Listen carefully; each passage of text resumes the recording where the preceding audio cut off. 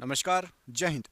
मेरा नाम है सुजीत पांडे। आप देख रहे हैं ऑल एग्जाम गाइड गुरु का यूट्यूब चैनल। करते हैं वीडियो को स्टार्ट। प्लीज़ सभी वीडियो को लाइक ज़रूर कर दीजिएगा हमारी मेहनत के लिए, और आगे भी आपको प्यारे प्यारे ऐसे क्वेश्चन लाते रहेंगे। इसके लिए प्लीज़ सभी मिलकर वीडियो को लाइक ज़रूर कर दें। पहला क्वेश्चन देखिए, धैर्यपूर्वक पढ़िएगा पूरा वीडियो। शांत मन से पढ़ेंगे ना तो पूरा एक बार में याद होते चलेगा। ठीक है। फूलों के संवर्धन के विज्ञान को इनमें से क्या कहा जाता है? तो फूलों का संवर्धन का जो विज्ञान है वो फ्लोरीकल्चर कहलाता है। Option number B, floriculture right answer है।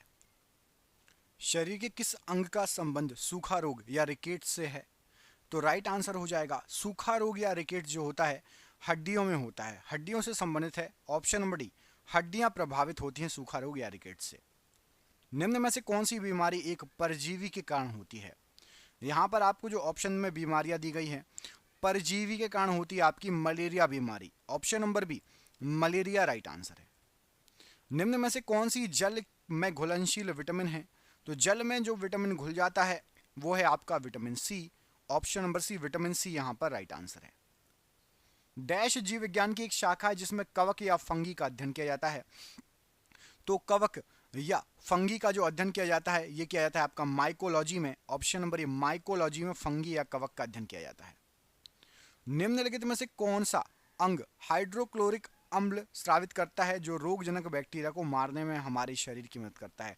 तो हमारे शरीर में से हाइड्रोक्लोरिक अम्ल जो स्रावित होता है आमाशय से निकलता है। ऑप्शन नंबर सी, आमाशय राइट आंसर है प्रश्न के लिए। निम्नलिखित में से कौन सा सफेद चींटी या व्हाइट एंट का दूसरा नाम है? तो सफेद चींटी कहते हैं दीमक को, दीमक जिसको टर्माइट भी कहा जाता है, इसको सफेद चींटी भी कहा जाता है, जो कि लकड़ियों को खा जाता है, बिल्कुल चूड़ा बना देता है, लकड़ियों को खा के पाउडर बना देता है। ऑप्शन नंबर ए। डैश एक एकल कोशिका द्वारा जननक्षम पूर्ण व्यक्ति को पैदा करने की क्षमता रखता है, इसको क्या कहा जाता है? तो एकल कोशिका के द्वारा पूर्ण व्यक्ति को पैदा करने की क्षमता राइट आंसर हो जाएगा पूर्ण सशक्तता। ऑप्शन नंबर डी, पूर्ण सशक्तता, टोटिपोटेंसी। ऑप्शन नंबर यहां पर डी राइट आंसर है। निम्न में से किस प्रसिद्ध रसोई सामग्री को शर्करा भोजी कवक कहा जाता है? तो शर्करा भोजी कवक कहा जाता है यीस्ट को। ऑप्शन नंबर ए, यीस्ट राइट आंसर है। केशिरुक मानव शरीर के किस शारीरिक तंत्र का एक हिस्सा है? तो केशिरुक ये है मेरुदंड का हिस्सा। ऑप्शन नंबर ए, मेरुदंड का हिस्सा है केशिरुक। मेलाटोनिन डैश के प्रवेश को रोकने हेतु कोशिकाओं में प्रोटीन को एनकोड करता है। तो मेलाटोनिन जो है वायरस के प्रवेश को रोकने के लिए कोशिकाओं में प्रोटीन को एनकोड करता है। ठीक है, मेलाटोनिन। निम्नलिखित में से कौन सा पादप के मूल तंत्र के मुख्य कार्यों में शामिल नहीं है? तो पादप का जो मूल तंत्र होता है उसमें शामिल नहीं है पूछा गया है। तो पौधे के हिस्सों को भोजन की आपूर्ति करना ये शामिल नहीं है। पौधे के हिस्से को भोजन की आपूर्ति मूल तंत्र नहीं करता, या रखना। ठीक है। आम का वनस्पतिक नाम क्या है? तो आम का वनस्पति नाम है Mangifera indica. Option number B, Mangifera indica आम का वनस्पतिक नाम है। निम्नलिखित में से किस स्थान पर उगने वाले पौधे रात में कार्बन डाइऑक्साइड लेते हैं? तो रात में कार्बन डाइऑक्साइड रेगिस्तान में उगने वाले पौधे लेते हैं। ऑप्शन नंबर डी, रेगिस्तान में उगने वाले पौधे राइट आंसर है। निम्नलिखित में से कौन सी संचयी जड़ मूल नहीं है? तो संचयी जड़ नहीं है। यहां पर आपको जो दिए गए हैं जड़ों के नाम, इसमें से श्वसन मूल, श्वसन मूल या श्वसन जड़, ये संचयी जड़ नहीं है। ऑप्शन नंबर ए यहां पर राइट आंसर हो जाएगा, श्वसन जड़। निम्नलिखित में से कौन सा रोग बैक्टीरिया या जीवाणु से होता है? जीवाणु या बैक्टीरिया से होने वाला रोग, तो यहां पर आपको जो ऑप्शन दिए गए हैं राइट आंसर हो जाएगा डिप्थीरिया। ये बैक्टीरिया या जीवाणुओं के द्वारा होने वाला रोग है। एक पर्णफलक में शिराओं का विन्यास है। तो एक पर्णफलक में शिराओं का विन्यास सिरा रचना या वेंशन कहलाता है। ऑप्शन नंबर डी, सिरा रचना या वेंशन। जब हम एक प्याज काटते हैं तो उसमें एक गंध उत्सर्जित होती है और हमारे आंखों से आंसू आ जाते हैं। निम्न में से कौन सा यौगिक ताजे कटे हुए प्याज से आने वाली गंध के लिए उत्तरदायी होता है? तो ताजे कटे प्याज से आने वाली गंध सल्फ्यूरिक एसिड या सल्फ्यूरिक अम्ल के कारण आती है। Option number B, sulphuric acid या सल्फ्यूरिक अम्ल राइट आंसर है। कालाजार रोग डैश के कारण होता है? तो कालाजार रोग जो होता है प्रोटोजोआ के कारण होता है। ऑप्शन नंबर डी, प्रोटोजोआ के कारण कालाजार रोग होता है। कोलेजन एक प्रकार का या की डैश है? तो कोलेजन एक प्रकार का प्रोटीन है। ऑप्शन नंबर सी, कोलेजन एक प्रकार का प्रोटीन है, राइट आंसर है। ग्लाइकोजन नामक पेप्टाइड हार्मोन डैश द्वारा स्रावित होता है। तो ग्लाइकोजन ये अग्नाशय के द्वारा निकलता है। किसके द्वारा निकलता है? अग्नाशय के द्वारा। ऑप्शन नंबर सी, अग्नाशय राइट आंसर है। मकड़ी के जाले डैश के बने होते हैं, जो प्रोटीन से बने प्राकृतिक फाइबर हैं। तो मकड़ी का जाला जो रहता है ये एक सिल्क या रेशा होता है और ये प्रोटीन के फाइबर होते हैं, मकड़ी के जाले। ऑप्शन नंबर यहाँ पर बी राइट आंसर है। पौधे में जल संवहनी ऊतक है। तो पौधों के अंदर जल संवहनी ऊतक है जाइलम, हिंदी में इसको दारू बोलते हैं, ठीक है, पीने वाली दारू नहीं, दारू। दारू है जाइलम, ये जल ले जाता है पौधों में। ऑप्शन नंबर ए। बाह्य वातावरण के साथ जीवों के स्वविनियमन और साम्य स्थिति बनाए रखने की प्रवृत्ति क्या कहलाती है? तो बाह्य वातावरण के साथ जीवों के स्वविनियमन और साम्य स्थिति बनाए रखने की प्रवृत्ति संस्थापन कहलाती है। ऑप्शन नंबर डी, संस्थापन राइट आंसर है। निम्न में से कौन सा पादप हार्मोन वृद्धि को नियंत्रित करता है, विशेषकर तने में कोशिका दीर्घांगन को उत्तेजित करता है? तो वो पादप हार्मोन आपका है ऑक्सिन। ऑक्सिन हार्मोन जो रहता है ये वृद्धि को नियंत्रित करता है, पादपों में वृद्धि को नियंत्रित करता है। चिकित्सा क्षेत्र में डैश एक छोटे धातु प्लेट या सुई के समान एक ऐसी डिवाइस है जो उपचार या सर्जरी के लिए एक उपकरण से रोगी तक विद्युत शक्ति पहुंचाता है। तो राइट आंसर हो जाएगा चिकित्सा में इलेक्ट्रोड का प्रयोग। ऑप्शन नंबर बी, इलेक्ट्रोड प्रश्न के लिए राइट आंसर हो जाएगा, इलेक्ट्रोड। निम्नलिखित में से कौन सा शरीर का अंग एक फैली हुई रबड़ शीट की तरह व्यवहार करता है? तो फैली हुई रबड़ शीट की तरह व्यवहार करता है कान का पर्दा। ऑप्शन नंबर ए, कान का पर्दा। ऑप्शन नंबर ए राइट आंसर है। यकृत प्रभावी होता है और पित्त रंजकों के जमाव के कारण त्वचा और आंखें पीली हो जाती हैं। निम्न में से कौन सा पाचक विकार यहाँ वर्णित किया गया है? तो आपकी त्वचा और आंखें पीली हो जाएंगी, तो पीलिया हो गया, कहला आपको क्या? पीलिया। ऑप्शन नंबर ए, पीलिया के कारण आपकी त्वचा और आंखें पीली हो जाएंगी। निम्न में से कौन सा एक उड़ान रहित पक्षी है? उड़ान रहित पक्षी। तो राइट आंसर हो जाएगा आपका उड़ नहीं सकता, कौन? कीवी। ऑप्शन नंबर यहाँ पर डी, कीवी राइट आंसर हो जाएगा, उड़ान रहित पक्षी। डैश एक स्थानबद्ध प्राणी है जो पृथ्वी पर जैविक मूल की विशालतम संरचनाओं का निर्माण करने के लिए शैवाल जैसे पादपों के साथ अपने संबंधों पर निर्भर करता है। तो राइट आंसर हो जाएगा प्रवाल। ऑप्शन नंबर सी, प्रवाल प्रश्न के लिए राइट आंसर हो जाएगा। ये एक जैविक मूल का विशालतम संरचनाओं का निर्माण करके शैवाल जैसे पादपों के साथ अपने संबंधों पर निर्भर करता है, प्रवाल। पोलियो का टीका निम्न में से किसने विकसित किया था? तो पोलियो का टीका जोनास साल्क ने विकसित किया था। Option number B, Jonas Salk right answer है। डैश का उपयोग किसी व्यक्ति की आंखों के अंदर दबाव को मापने के लिए किया जाता है? तो किसी व्यक्ति की आंखों के अंदर दबाव मापने के लिए टोनोमीटर का यूज किया जाता है। Option number D, tonometer right answer है। सपनों के वैज्ञानिक अध्ययन को क्या कहा जाता है? तो सपनों का वैज्ञानिक अध्ययन ओनीरोलॉजी कहलाता है। Option number D, oneirology right answer हो जाएगा सपनों के वैज्ञानिक अध्ययन के लिए। अमरबेल या कसकुटा इनमें से किसका एक उदाहरण है? तो अमरबेल या कसकुटा परजीवी या पैरासाइट का उदाहरण है। ऑप्शन नंबर डी, पैरासाइट या परजीवी राइट आंसर है। निम्नलिखित में से किस विटामिन की कमी से रतौंधी होता है? तो रतौंधी रोग होता है विटामिन ए की कमी से। Option number D, vitamin A की कमी से रतौंधी रोग होता है। पुष्प के अंतरतम मतलब सबसे भीतरी भाग को क्या कहा जाता है? तो फूल के सबसे भीतरी भाग को कहा जाता है स्त्री केसर। ऑप्शन नंबर डी, स्त्री केसर राइट आंसर है। डाउन सिंड्रोम है डैश है जो बौद्धिक कठिनाइयों एवं शारीरिक स्वास्थ्य विकास में देरी और दिव्यांगता का कारण बनता है। तो डाउन सिंड्रोम आनुवांशिक रोग है। आपके माता पिता में से किसी को होगा तो आपको भी हो सकता है डाउन सिंड्रोम। ये एक आनुवांशिकी रोग है, याद रखना। निम्न में से कौन सा रोग जो है हेलिकोबैक्टर पाइरोली के कारण होता है? तो हेलिकोबैक्टर पाइरोली के कारण जो रोग होता है वो होता है आपका जठर शोथ रोग। ऑप्शन नंबर सी, जठर शोथ रोग राइट आंसर है। निम्न में से कौन सा शरीर का अंग या ग्रंथि शरीर के तापमान के नियमन के लिए उत्तरदायी होती है? तो शरीर के तापमान के नियमन के लिए हाइपोथैलेमस ग्रंथि उत्तरदायी होती है। ऑप्शन नंबर सी, हाइपोथैलेमस ग्रंथि राइट आंसर है। निम्नलिखित में से कौन सा हार्मोन मस्तिष्क द्वारा स्रावित होता है? जो सोने जागने के चक्र को विनियमित करने में मदद करता है। तो मस्तिष्क के द्वारा जो हार्मोन सोने जागने के लिए इंपॉर्टेंट होता है वो है आपका melatonin hormone. Option number C, melatonin hormone right answer हो जाएगा। निम्न में से कौन सा रोग लिशमेनिया नामक प्रोटोजोआ जीव के कारण होता है? तो लिशमेनिया नामक प्रोटोजोआ जीव के कारण कालाजार रोग होता है। ऑप्शन नंबर डी, कालाजार रोग राइट आंसर है। शरीर के ऊतकों में निम्न में से किस धातु के अधिक जमाव से सिडरोसिस हो जाएगा? तो शरीर के अंदर यदि लोहा या आयरन अधिक हो जाए तो आपको सिडरोसिस हो जाएगा। ऑप्शन नंबर डी, सिडरोसिस हो जाएगा लोहे के अधिक जमाव से। निम्न में से कौन सा विकल्प पदार्थ और उस पदार्थ में मौजूद अम्ल के बारे में सुमेलित नहीं है, मतलब गलत दिया गया है? तो सिरका में एसिटिक अम्ल होता है, टमाटर में ऑक्जेलिक, संतरा में साइट्रिक, नींबू में लैक्टिक अम्ल नहीं पाया जाता। यहाँ पर नींबू के बारे में गलत दिया गया है। कमेंट करके बताइए नींबू में कौन सा अम्ल पाया जाता है, कौन सा एसिड नींबू में पाया जाता है, कमेंट बॉक्स में कमेंट करके बताइए। प्याज रासायनिक जो है क्षोभक का उत्पादन करता है जिसे साइन प्रोपेंथियल एस ऑक्साइड कहा जाता है। यह आंखों की डैश ग्रंथियों को उत्तेजित करता है जिससे अश्रु निकलते हैं।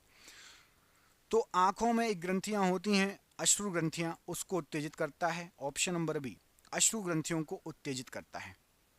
डैश रसायन मिलकर प्रोटीन बनाते हैं, तो एमिनो अम्ल मिलकर प्रोटीन बनाते हैं। ऑप्शन नंबर सी, एमिनो अम्ल मिलकर प्रोटीन बनाते हैं। कोशिका का केंद्रक एक जेली जैसे पदार्थ से घिरा होता है जिसे डैश के नाम से भी जाना जाता है।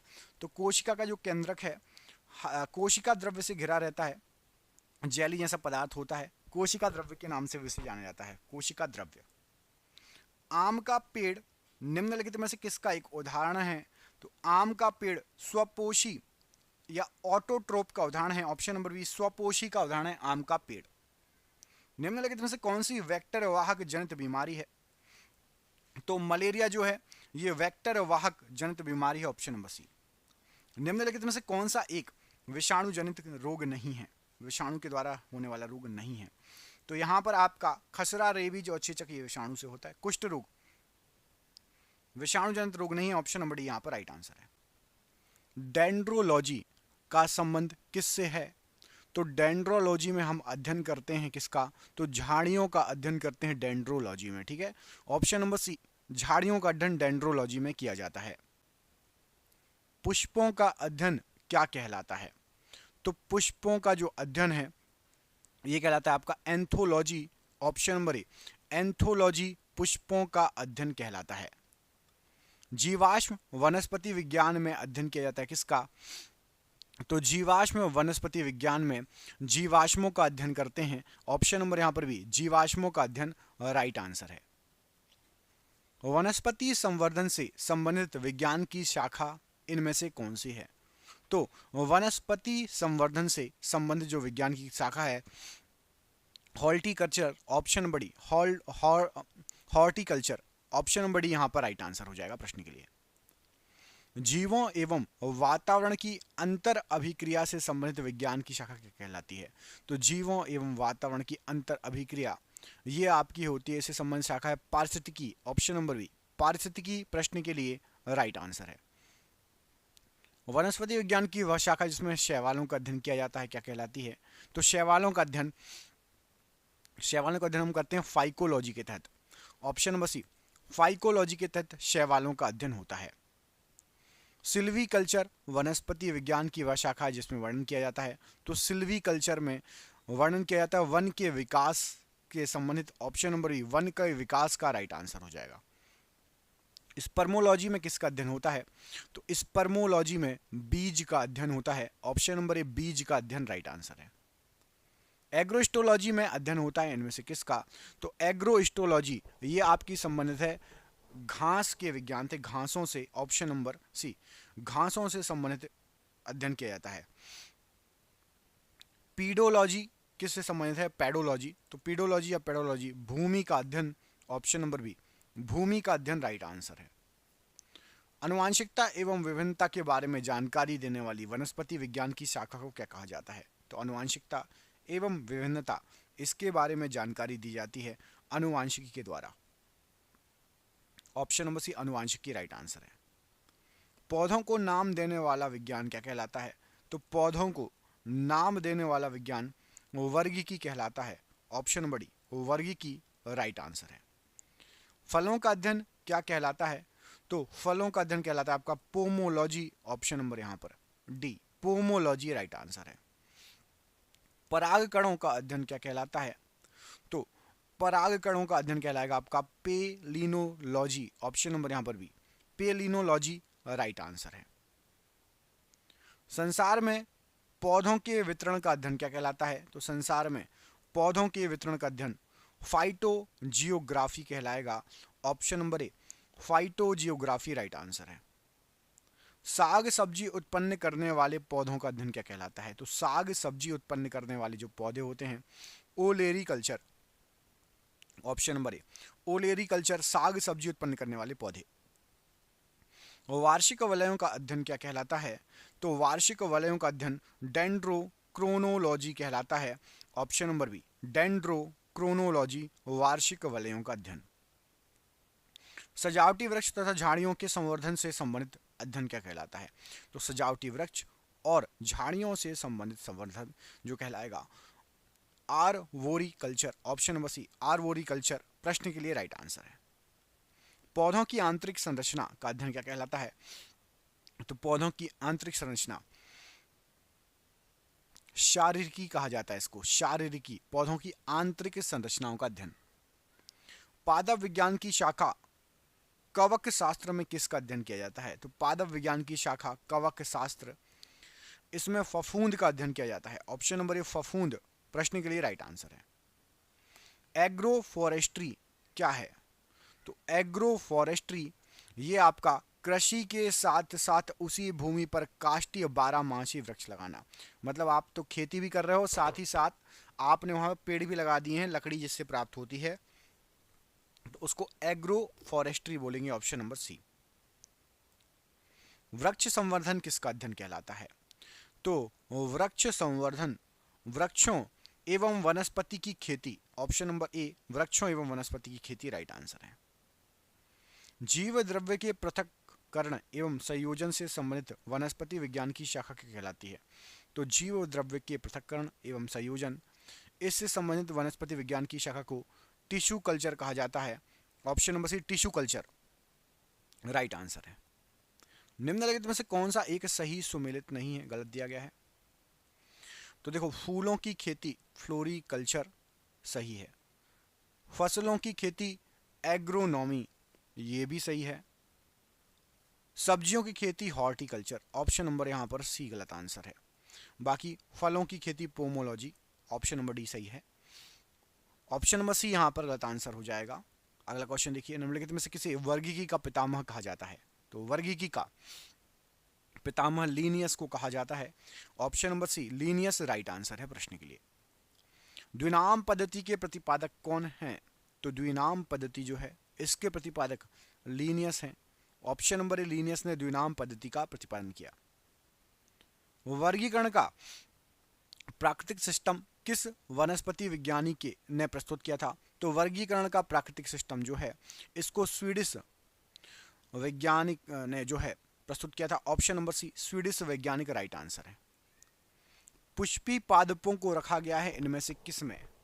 तो जो पुष्पी पादप होते हैं उनको फेनरोगेम्स में रखा गया है। Option number B phanerogams right answer है। अपुष्पी पादपों को किस में रखा गया है? तो अपुष्पी पादपों को क्रिप्टोगेम्स में रखा गया है। ऑप्शन नंबर ए क्रिप्टोगेम्स राइट आंसर है। वर्गीकरण का की आधारी इकाई क्या है? तो वर्गीकरण की आधारी इकाई स्पीसीज है। Option number C species right answer है।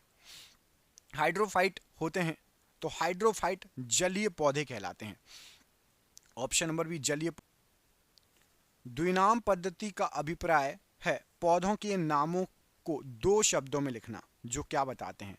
तो पौधों के नामों को 2 शब्दों में लिखते हैं। एक बताता है आपका वंश किस वंश का है और दूसरा जाति। जिन पौधों पर बीज बनते हैं किंतु पुष्प नहीं लगते क्या कहलाते हैं? तो जिन पौधों पर बीज बनते हैं लेकिन पुष्प फूल नहीं लगते उनको अनावृतबीजी कहा जाता है। ऑप्शन नंबर बी अनावृत बीजी, मतलब बीज तो बनते हैं लेकिन फूल नहीं लगते। जीवाणु की खोज इनमें से किसके द्वारा की गई थी? तो जीवाणु के खोज करता है आपके ल्यूवेनहोक। ऑप्शन नंबर डी ल्यूवेनहोक, ये जीवाणु की खोज करता है। जीवाणु से संबंधित निम्न कथन में से कौन सा सही है? तो सभी जीवाणु स्वपोषी होते हैं, ये गलत है। सभी जीवाणु विविध पोषी होते हैं, ये भी गलत है।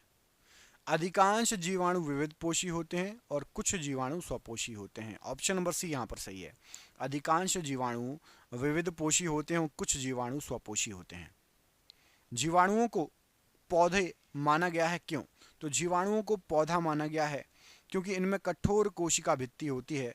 ऑप्शन नंबर बी कठोर कोशिका भित्ति होने के कारण जीवाणुओं को पौधा माना गया है। जीवाणुविक कोशिकाओं में नहीं होता क्या? तो जो जीवाणुविक कोशिकाएं होती हैं उसमें सूत्रकणिका नहीं होता। ऑप्शन नंबर डी सूत्रकणिका नहीं होता। जीवाणुओं की साधारण आकृति क्या होती है? तो जीवाणु साधारणतः बैसिली मतलब छड़ रूपी होते हैं। ऑप्शन नंबर ए छड़ रूपी होते हैं जीवाणु, बेसिकली साधारण आकृति उनकी। जो जीवाणु आकार में सबसे छोटे होते हैं उनको क्या कहा जाता है? तो जो जीवाणु आकार में सबसे छोटे होते हैं गोलाणु कहलाते हैं। वो क्या कहलाते हैं? गोलाणु। ऑप्शन नंबर ए गोलाणु राइट आंसर है। एक गोल जीवाणु कहलाता है क्या?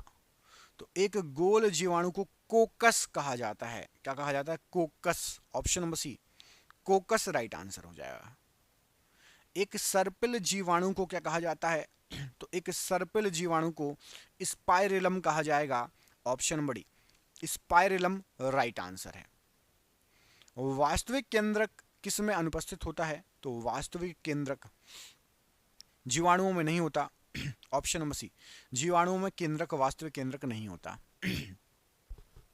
निम्नलिखित में से कौन सर्वाधिक संख्या में पाए जाते हैं? तो सबसे ज्यादा संख्या में यहाँ पर आपके जो ऑप्शन दिए गए हैं सबसे ज्यादा संख्या में जीवाणु पाए जाते हैं। ऑप्शन नंबर सी जीवाणु सबसे ज्यादा संख्या में पाए जाते हैं। बैक्टीरिया में पाए जाने वाला प्रकाश संश्लेषी आशय क्या है? तो बैक्टीरिया के अंदर प्रकाश संश्लेषी आशय है आपका वर्णकी लवक। ऑप्शन नंबर सी बैक्टीरिया में पाया जाता है वर्णकी लवक राइट आंसर है। पाश्चर प्रसिद्ध हैं किसके लिए? तो जो पाश्चर हैं ये आपके रोगों की जर्म थ्योरी के लिए प्रसिद्ध हैं। ऑप्शन नंबर सी रोगों की जर्म थ्योरी के लिए पाश्चर प्रसिद्ध हैं। निम्नलिखित में से सबसे छोटा जीव कौन सा है? तो यहाँ पर आपको जो ऑप्शन दिए गए हैं सबसे छोटा जीव है आपका mycoplasma. Option number C mycoplasma सबसे छोटा जीव है। जो यहाँ पर ऑप्शन दिए जीवाणु, विषाणु, माइकोप्लाज्मा और यीस्ट में से। जो जीवाणु सीधे ही वायुमंडलीय नाइट्रोजन की यौगिकों में बदल देते हैं उनको क्या कहा जाता है? तो जो जीवाणु नाइट्रोजन को नाइट्रोजन की यौगिकों में सीधे बदल देते हैं उनको नाइट्रोजन स्थिरीकारी जीवाणु कहा जाता है। ऑप्शन नंबर सी नाइट्रोजन स्थिरीकारी जीवाणु राइट आंसर।